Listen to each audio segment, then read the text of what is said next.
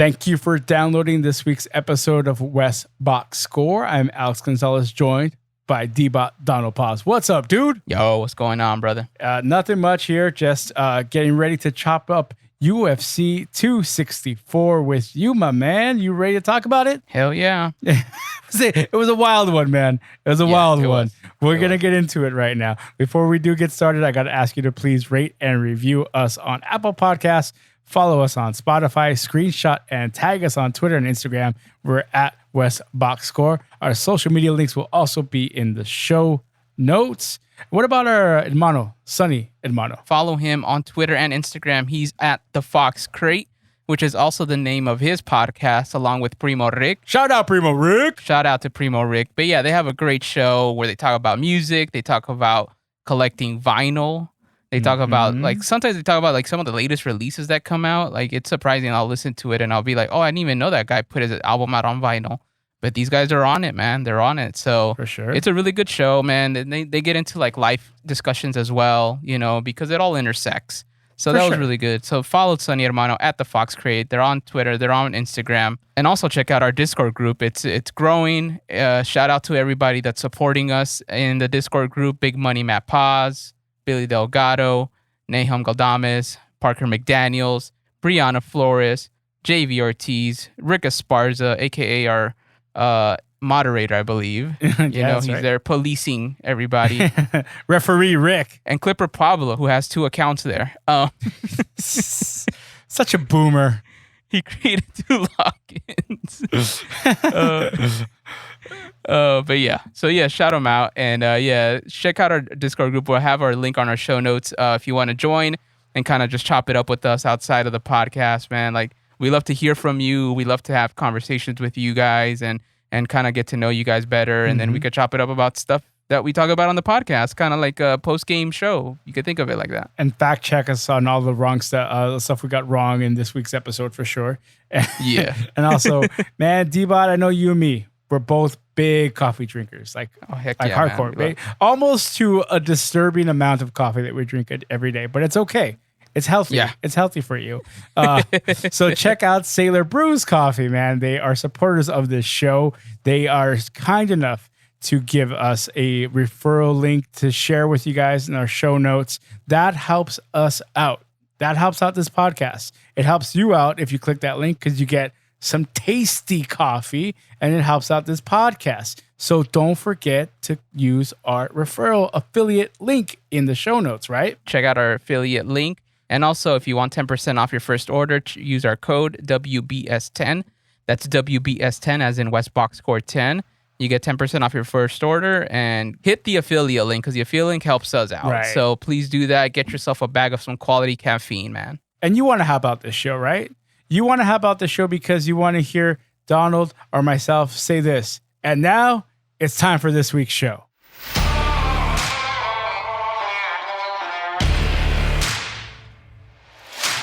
Yo, D-Bot, what a UFC weekend it was, man. What did you think of UFC 264 live from Las Vegas, Nevada, T-Mobile Arena?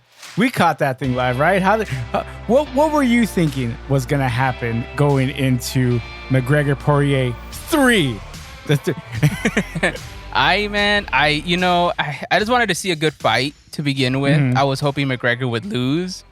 Like everybody else. Yeah, he wasn't the favorite to win anyways. He was like he was the underdog. So I was hoping to see Poirier really kind of do something crazy and beat him, but not the result I was expecting in terms of like, not that I'm sad that he like lost that way, but it is kind of one of those things where it's like, so that's what happened.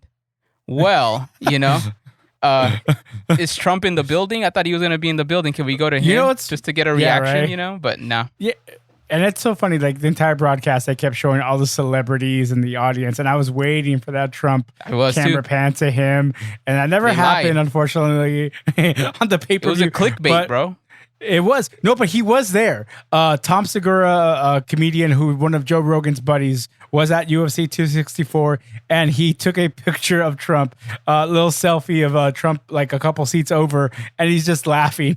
He's just laughing as Trump's in the background. Like, what the hell is Trump doing here? That's so crazy. Yeah, just shout out to Tom Segura for trolling Trump like that on the IG feed, because yes, he definitely deserved it, man, because what the heck is Trump doing there? But of course, him and Dana White, being buddies as they are, he just had to give him a little free ticket.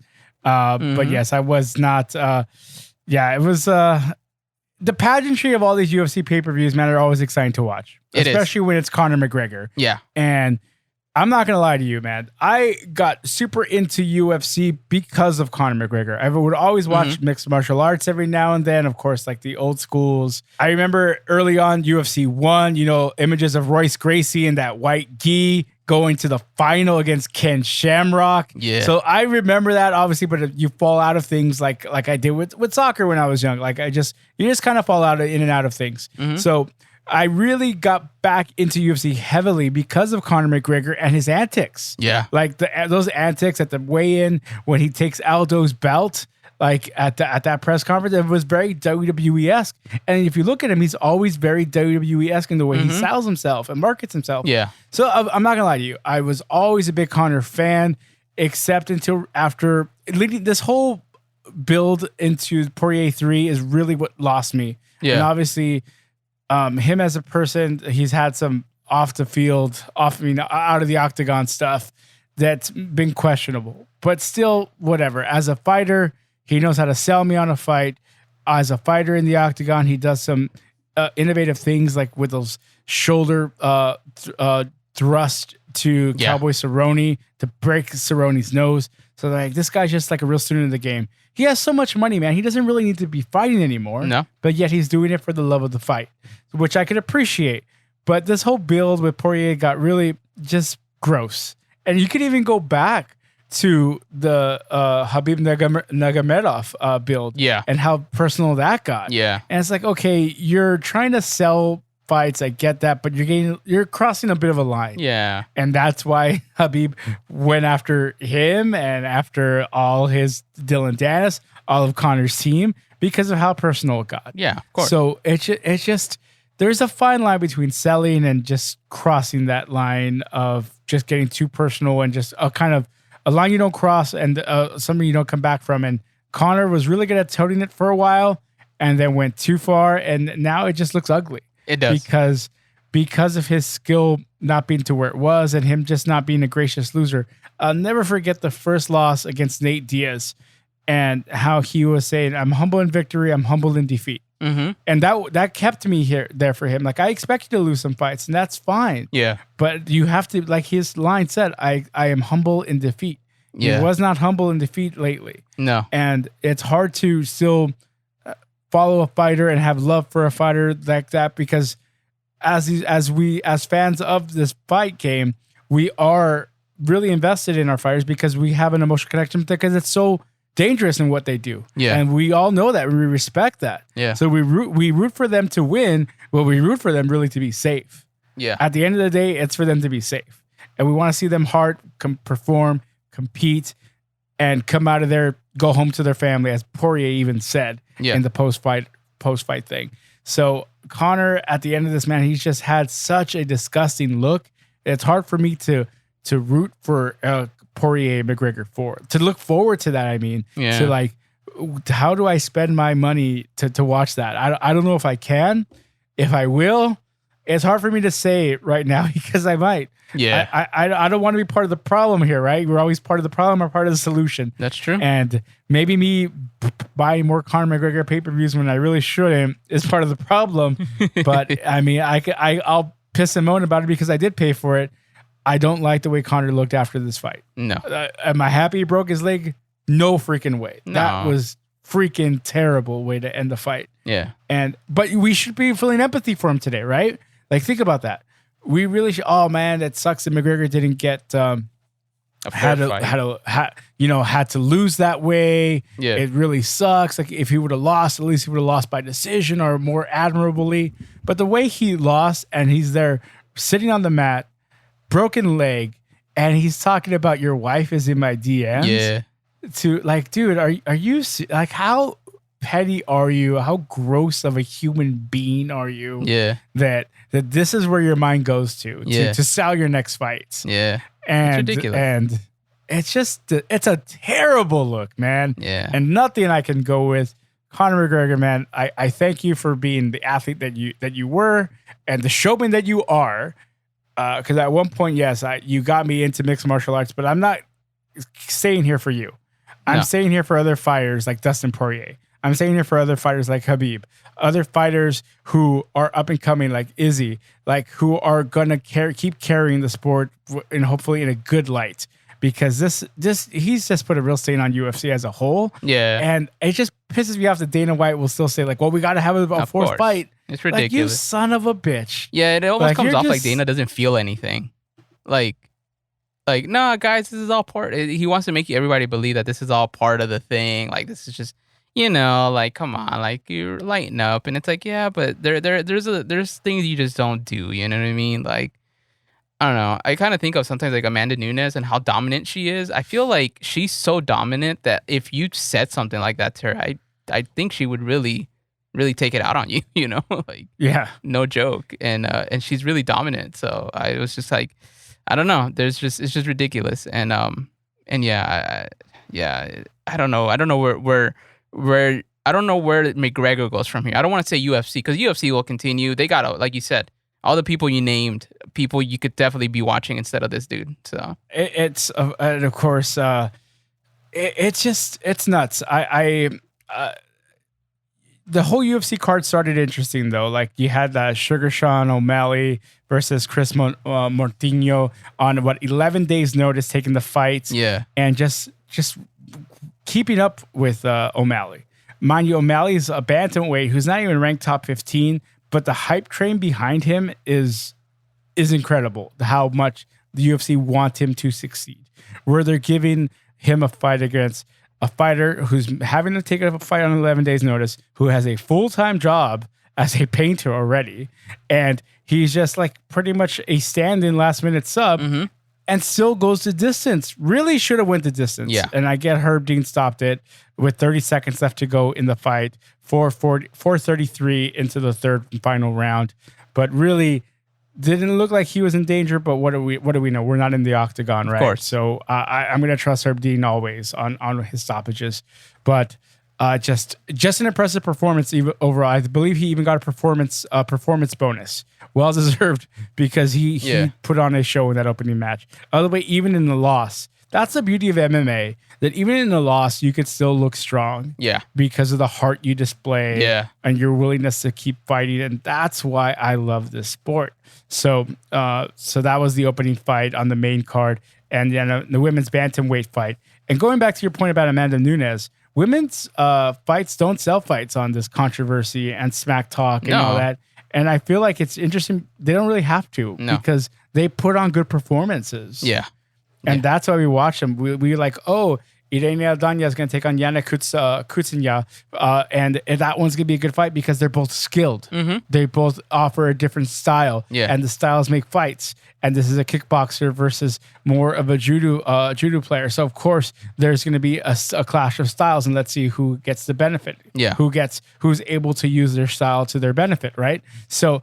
It's just amazing to see how mixed martial arts is so good in that aspect and why we watch it for that reason. Yeah. And big ups to Irene Aldana. She was able to get the knockout.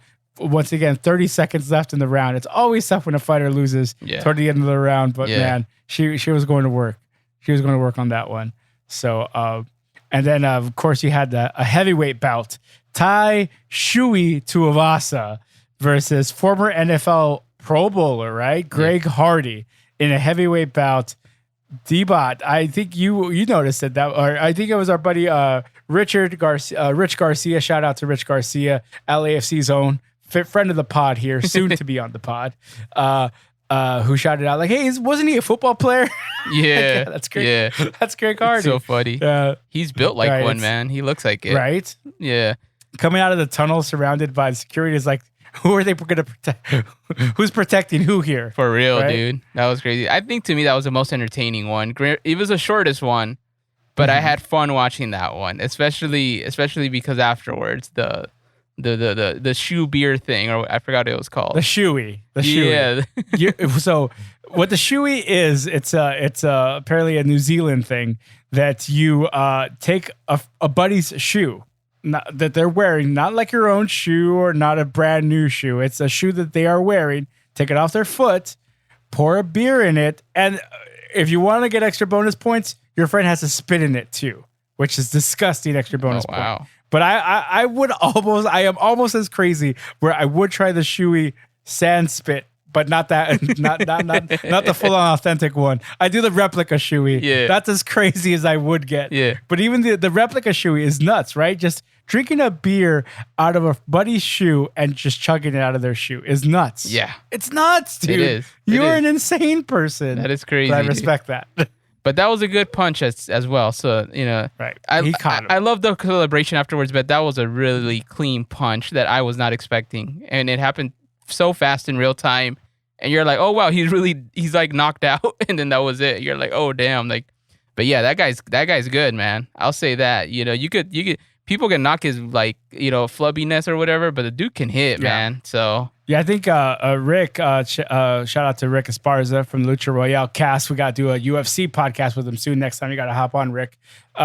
He shouted out that Tai Tuivasa, Greg Hardy is very similar to Sean O'Malley, where he hasn't really been tested yet. So this was Greg Hardy's first real test in the heavyweight division, and he did not pass it. Tai Tuivasa is a legit UFC contender. So, of course, he took care of business, man. Yeah. It was an impressive win. It just shows you that heavyweight division's legit. They got some pop. They got some real pop in that division, and the heavyweights do not mess around, man. No. Heavyweights do not mess around. No. So we go to the co-main event. Gilbert Burns, 3-round decision win over Stephen Wonderboy Thompson. Gilbert Burns is legit. He's a real fighter. And as a newer MMA fan, I was really getting into Stephen Boy Thompson, Wonder Boy. He's at the age now where he's 38. He's no longer a Wonder Boy. So it's like, man, this might have been his last hurrah kind of to get a chance at the title. So especially in that welterweight division where you got Kamaru Usman, you got Masvidal's in there, you just don't see a path to a championship anymore for Stephen Thompson, which is a real shame, man. No, because he really deserved that title at one point. He's a style that it's really hard to emulate, to replicate in training. But when you're able to get punches through to him, he's, and that's the hard thing. He's hard to get through defensively. And that's what Gilbert Burns was doing. He was just waiting them out. And that could be sometimes a little bit boring, because you're just kind of watching guys like spin around the octagon, filling each other out. But it's the strategy. It's like, that is. I mean, when fans start booing to like stand them up or throw a punch or whatever, it's like, you get in here and try to hit this guy then. Yeah. Like, come on. It's a tough game. It's a scary game that you just don't know. So you gotta train hard, and Gilbert Burns, man, big ups to him. He's on his way. He's on his way to getting a top 5 contender next for sure. And look out, Kamaru, you have Gilbert Burns climbing up those rankings at welterweight. Yeah. So, the main event, Dustin Poirier, Conor McGregor, as we were talking about at the beginning of this, that first round, man, I don't see how Conor could have made other adjustments. No. To just come out stronger. If there would have been a second round, I really think it was all Dustin in a matter of time. No, yeah. He kind of got caught in a guillotine choke, which was funny to see Conor put on a guillotine choke, because Conor doing subs, that's not his strength at all. No. At all. I think those were like on the prop bets. That was like the plus 6,000 something, like really astronomically high for it to end that way. Yeah. And it almost did. I think Poirier even said at one point, like, I got caught slipping. Yeah. That guillotine was deep. Yeah. And it was just, I remember seeing it and laughing, because like, Conor's not going to finish him here. So it was just funny to hear from Dustin saying that, yeah, it was deep, but typical Conor, and I'm not going to bash a guy while he's down or laying down, but his ground skills aren't there. He's very headhunter focused, and to that because what is he going after? The style points. Yeah, of course he wants to send us fans home happy, and I'm not blaming him. I was one of those fans too, cheering along with every knockout and every time he got it done. So I'm not knocking him now because I was there. But yeah, that's going to hurt you in the fight game if you're just focused on that so much. So Dustin Poirier, just the way the ending of that first round when he gets up and he lets him up, it kind of makes me think what would have happened had he not let him up, had he just kept them down and the round ended? Like how would it have played out? That's right? True. A lot of questions, right? Because why he decides to let him get up and he fall? It's such a freak accident, right? Yeah, that was crazy when it happened. When you see it, it was like, I was like, well, he just kind of stepped back. He was just stepping back, and then you see the snap, and then he falls on the floor, and that was it. And he knew it too, because he put his hands up like he was trying to protect his face, because he knew obviously it would have been, obviously he didn't want to come off like, oh, I'm submitting or anything, but yeah, he felt it, and obviously they do the replay, and you see it, and you're like, oh wow, that looked like you said, a freak accident. All he did was just step back, because I think Poirier was about to swing at him or something.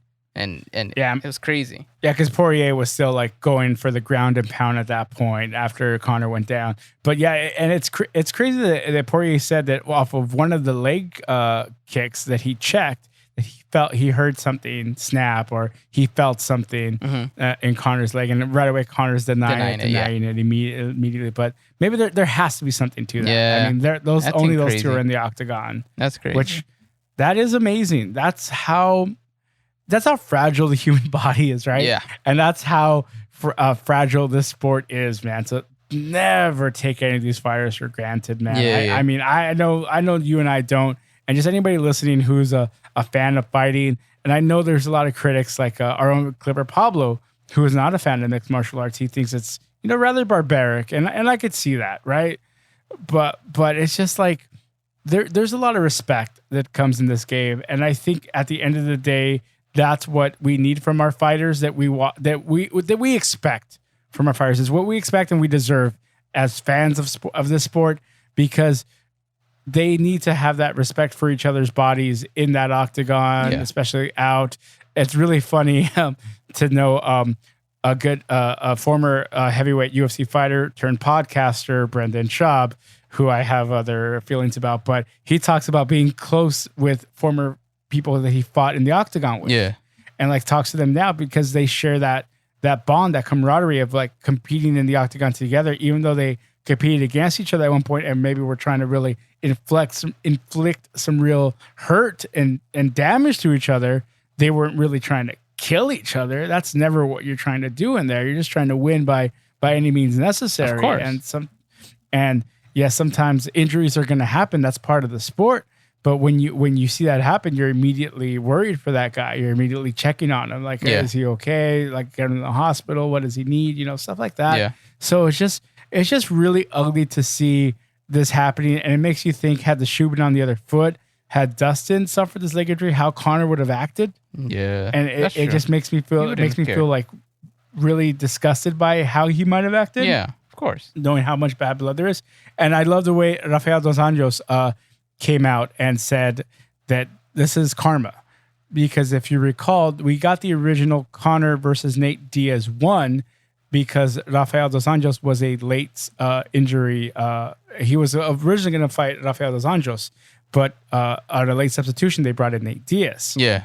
And because dos Anjos injured his broke his leg during training. Yeah. And he took a picture of it. It was very similar to Conor's injury. Yeah. But Conor said, "Oh, you stubbed your toe, and that's why you don't want to fight me." Yeah. So it's just very poetic that this happens to Conor McGregor now. Yeah. It's like almost like you know, bad stuff happens to bad people sometimes. You think, right? Yeah, exactly. You kind of are upset when good stuff happens, bad stuff happens to good people. Yeah. So it's like maybe this is very fitting for Conor. Yeah. I don't know, man. I don't wish bad upon anybody at all, right? Like I hope Conor gets 100% healthy. I hope he heals up and is able to, spend all the rest of his life happily with his family. But it just makes you think that, man, this might have happened to you because of all the shit you've been putting out there in the world, right? Yeah, it felt like it. Because that's such a freak accident. Yeah. Such a freak accident, dude. But it was a bummer. Real bummer, man, to end it that way. But I got to say, at this point, Dustin Poirier is the guy. There's no to me, there's no way you could say that he wasn't. Two judges had that first round 10-8 to Dustin Poirier. Mm-hmm. So it's like, dude, what are you trying to do a fourth fight for? It's over, man. Get over it. You lost, move on. Give us your third fight with Nate. Yeah. Get whooped there and go to WWE. WrestleMania. Go to WrestleMania. Yeah, dude. WrestleMania in Dublin.